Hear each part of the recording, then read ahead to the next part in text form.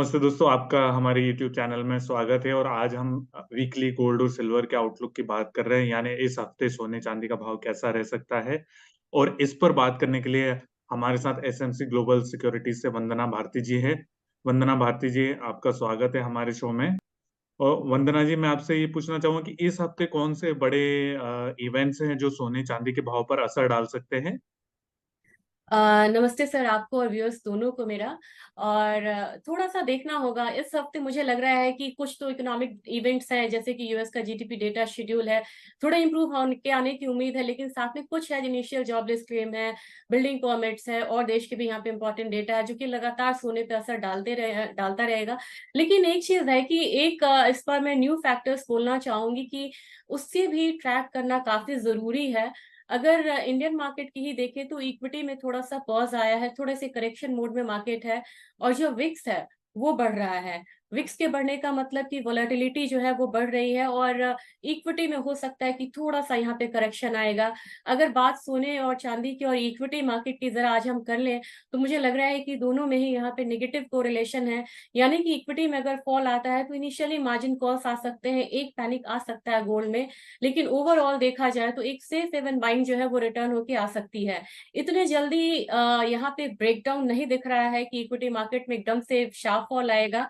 लेकिन स्लोली एक यहाँ पे ग्रेजुअली एक डाउन ट्रेंड की तरफ बना रहा है, एक स्लाइड जो है डाउनवर्ड मूवमेंट आ सकता है।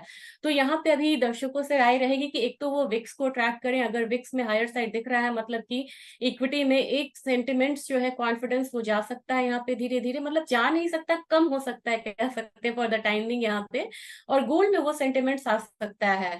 एक चीज इन्हें ट्राई करनी है कि एक डॉलर इंडेक्स में हम लोगों ने देखा 105.35 से भी ऊपर ये ट्रेड हो रहा है।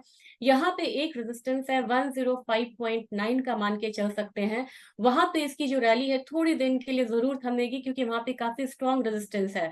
तो मेरे ख्याल से उसे भी ट्रैक करके चल सकते हैं। और फिलहाल अगर स्ट्रैटेजी पे मैं बात करूं कि स्ट्रैटेजी यहाँ पे क्या होनी चाहिए, क्योंकि वो बहुत इंपॉर्टेंट होता है कि ओवरऑल हमें करना क्या है, तो मुझे लग रहा है कि गोल्ड में एक हल्की बाइंग जो है वो देखने को मिल सकती है। 58,900 के करीब यहाँ पे मैं बाइंग रिकमेंडेशन दूंगी। और जो टारगेट होगा वो छोटा होगा, 59,200 का होगा। स्टॉप लॉस यहाँ पे जरूर लगाइए, और ये स्टॉप लॉस आपका होना चाहिए 58,750 का।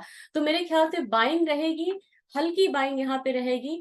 ट्रैक करना है यहाँ पे यूएस डॉलर इंडेक्स को, Indian equity market, international equity market को, और विक्स को ट्रैक करिए। तो मैम, अगर रेंज की बात करें तो इंटरनेशनल मार्केट में और जो इंडियन मार्केट में क्या रेंज आप देख रहे हैं, थोड़ा सा वो इस वीक के लिए आप बता सकते हैं, अगर तो सोने और चांदी दोनों का। जी, अगर देखा जाए तो ओवरऑल कमोडिटी ही पूरी यहाँ पे रेंज में ट्रेड हो रही है, और कोई भी मतलब यहाँ पे रेंज टूटता नहीं दिख रहा है। रेंज रहेगा यहाँ पे। गोल्ड की बात की जाए तो मुझे लग रहा है कि नीचे का जो सपोर्ट है वो $19-13 का अभी भी यहाँ पे बना हुआ है। अपसाइड जो रेंज है वो थोड़ा सा यहाँ पे नीचे आया है लास्ट वीक के फॉल के बाद। तो मुझे लग रहा है कि एक $19.35 ऊपर का रेजिस्टेंस रहेगा, नीचे का सपोर्ट यहाँ पे $19-13 का रहेगा। और चांदी में मुझे लग रहा है कि चांदी में बहुत कम स्लिम स्प्रेड में यहाँ पे ट्रेड हो सकता है। यहाँ पे 23.28, यानी कि 3 भी मान के चल सकते हैं, वो यहाँ पे सपोर्ट जोन रहेगा। अगर यहाँ पे रेजिस्टेंस की बात की जाए तो मुझे लग रहा है कि 23.8 का एक रेजिस्टेंस रहेगा चांदी के लिए।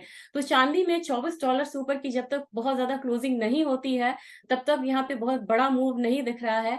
और गोल्ड में भी मुझे लग रहा है कि एक अपसाइड ब्रेकआउट के लिए $1935 से ऊपर वीकली क्लोजिंग होना काफी इंपॉर्टेंट है। यहाँ डेली नहीं, मतलब वीकली क्लोजिंग की मैं बात करी, अगर वो होता है तो मेरे ख्याल से एक इंडिकेशन अपसाइड का होगा। और जो नेक्स्ट टारगेट बनेगा वो $1965 का फिर बनेगा।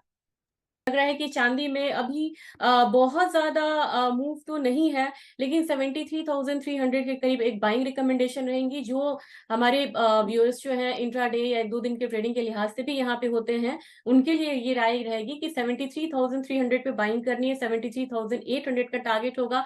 तो स्टॉप लॉस आपको लगाना होगा 73,150 का। लेकिन जो ज्वेलर्स हैं या जो यहाँ पे स्पॉट मार्केट में फिजिकल में ट्रेड कर रहे हैं, मुझे लग रहा है कि अप साइड में एक चीज ध्यान में रखना होगा कि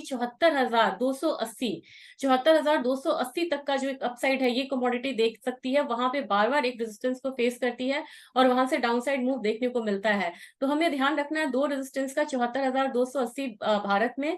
अगर यूएस की बात की जाए तो $23.80 का जो रेजिस्टेंस है, जब तक उसको क्रॉस नहीं करता है तब तक हम ये नहीं कह सकते कि बहुत क्लियर अपसाइड जो है वो चांदी में देखने को मिलेगा। तो यहाँ भी अपसाइड है लेकिन लिमिटेड है।